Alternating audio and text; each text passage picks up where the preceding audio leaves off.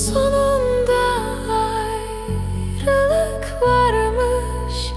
Senin sevdan bir yalanmış. Yüreğim bir hiçe yanmış.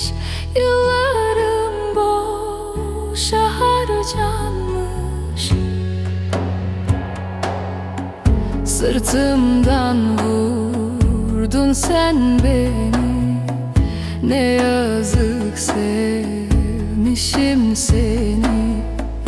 Yanarım ben deli deli, insafsız sevgilim benim.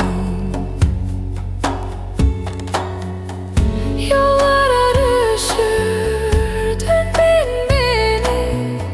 Senin aşkın bir hevesti. Şu gönlüm senden çok çekti. İnsafsız sevgilim benim. Yalanlarınla kavrulmuş bir sevdaydı. Yaşandı ve bitti. Şimdi hangi kırılası kollardasın?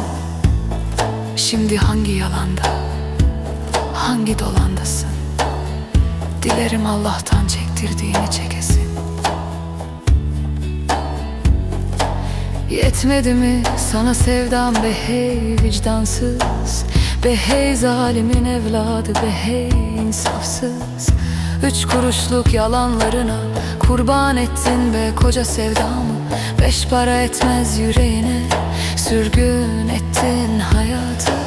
Çek git artık ulan, çek git artık ulan. Çıkma karşıma bir daha, gururumu attım ayaklar altına. Seni mi atamayacağım bu saatten sonra?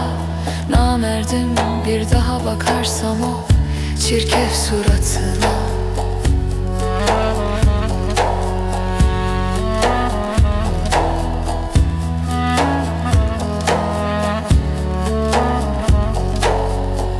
Git artık perişanım ben.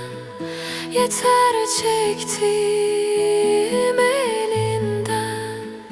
Al bu canı çek bedenden. Öldüm bittim ben derdinden. Sırtımdan vurdun sen beni. Ne yazık sevmişim seni.